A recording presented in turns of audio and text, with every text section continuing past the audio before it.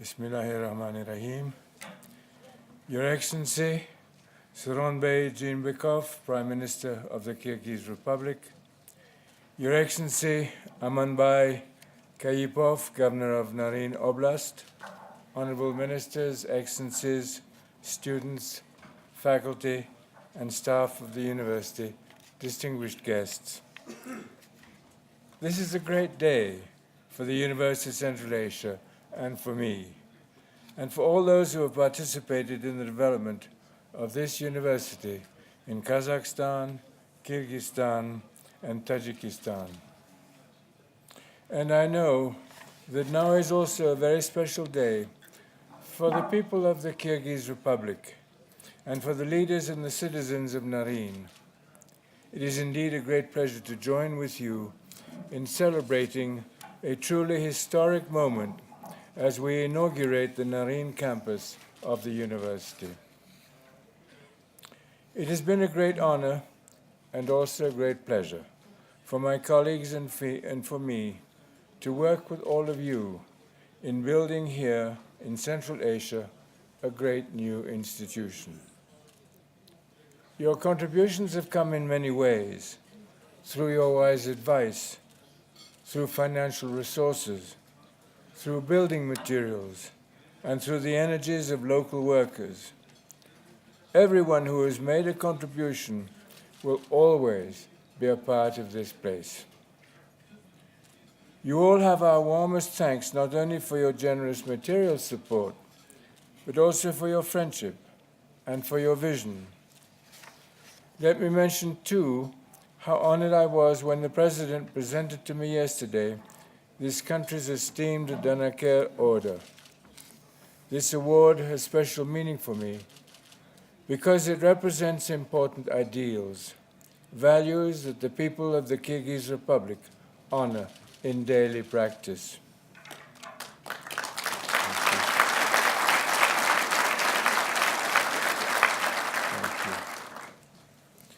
I gratefully accepted this award as a symbol of the partnership which has grown up through the years between the people of Central Asia and the people of the Aga Khan Development Network. A reminder of the road we have walked together and of the wonderful journey that still lies before us. As a result of your efforts, the University of Central Asia is already helping to lead the peoples of this Central Asian mountain region to an exciting new chapter in their history. As we take this new step forward, I'm also thinking of some of the developments already underway that have highlighted the story of these past 16 years while providing a great sense of momentum as we move into the future. UCA is not a typical startup university. I would point, for example, to the remarkable School of Professional and Continuing Education.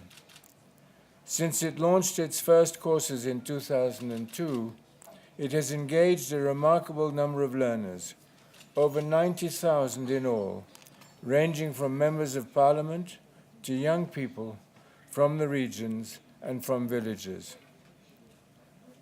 I would also point to the Humanities Project, with its valuable array of courses that have attracted the support from 77 other universities and colleges throughout Central Asia.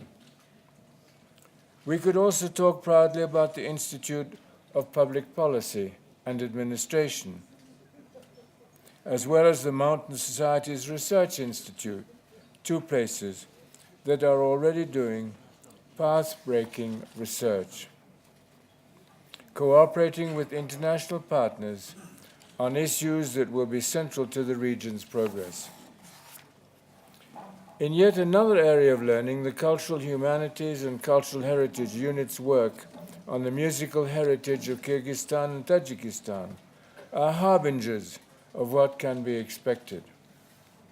Meanwhile, through our faculty development program, scores of Central Asians have completed their doctorates at leading universities, also providing a unique talent pool for UCA.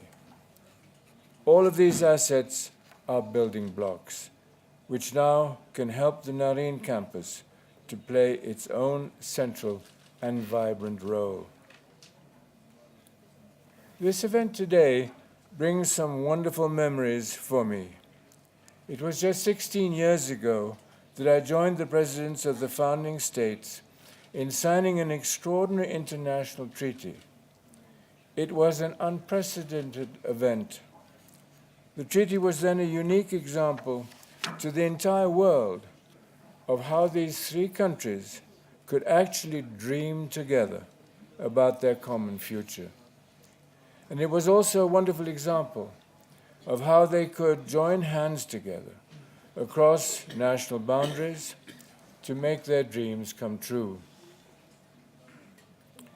When I've talked about this project with people in all parts of the world over these past 16 years, many of them have been a little bit surprised, and they were also extremely impressed. Do you mean, they asked me, that this new university will have these different bases in 3 different countries, all working together in the pursuit of common goals? And my answer, of course, is yes. Not only has this been our plan, but that is what is actually happening today. We would like to build our 3 campuses in the quickest succession possible.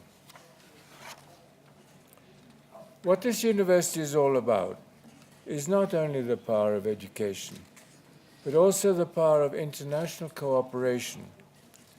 It is a power that can change people's lives. It is important to know that what we are doing here will be a valuable example of international cooperation for the future, not only here in the region, but also for people far beyond the region. And it is also important to remember how this example also grows out of this region's past.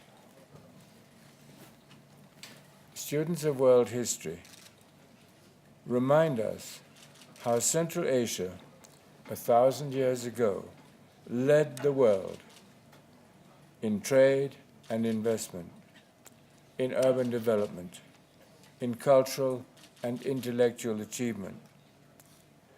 This was the place that leading thinkers from around the known world would look for leadership. What were the latest breakthroughs in astronomy or mathematics, in chemistry or medicine, in philosophy or music?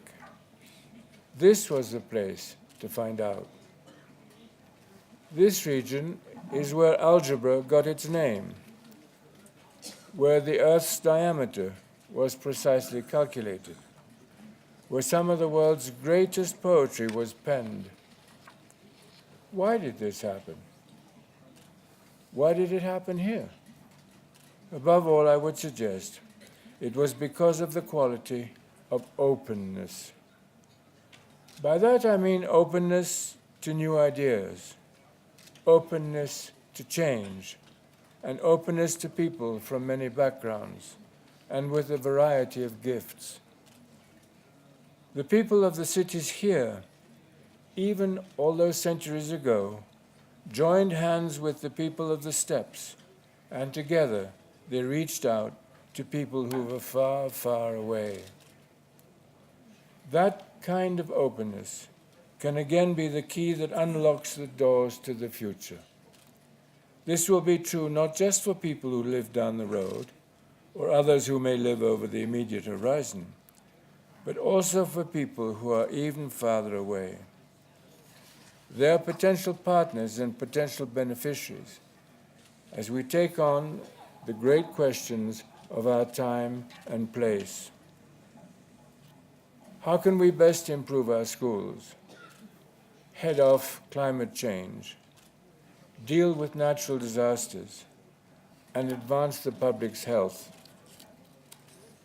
The University of Central Asia can do a great deal to help address and answer these questions, not only through its undergraduate and graduate programs, but also through faculty and student research, through relevant interdisciplinary programs, and through partnerships with other institutions, in each case geared to the specific challenges and circumstances of the region.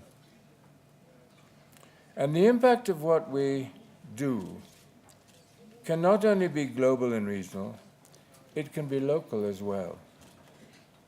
By working with the leadership of the Oblast, we hope, for example, that Naryn will become a dynamic university town, enhancing the quality of life for all its citizens. Some examples are already in place. The renovation of the Jakipov Park is one. The Medical and Diagnostic Center is another. New plans are underway for an early childhood development center, a residential development for faculty, staff, and other local citizens, as well as a university inn for the many visitors that will come to share in the beauty and vitality of the Naryn region and the new university community.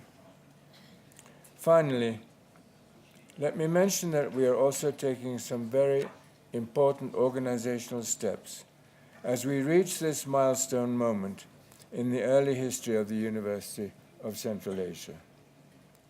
Not only is UCA launching its first undergraduate degree program, but as an autonomous institution, it is now ready for self-governance under a board of trustees as envisaged in the International Treaty and the University Charter. As the Chancellor of the University, I am making the first appointment to the board by naming as its chairman Shams Qasim Laka.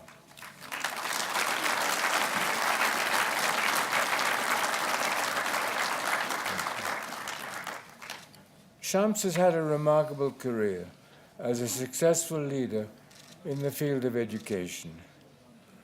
For almost 3 decades, he led the building, planning, and operation of the Aga Khan University, based at first in Pakistan, but now extending into 3 continents.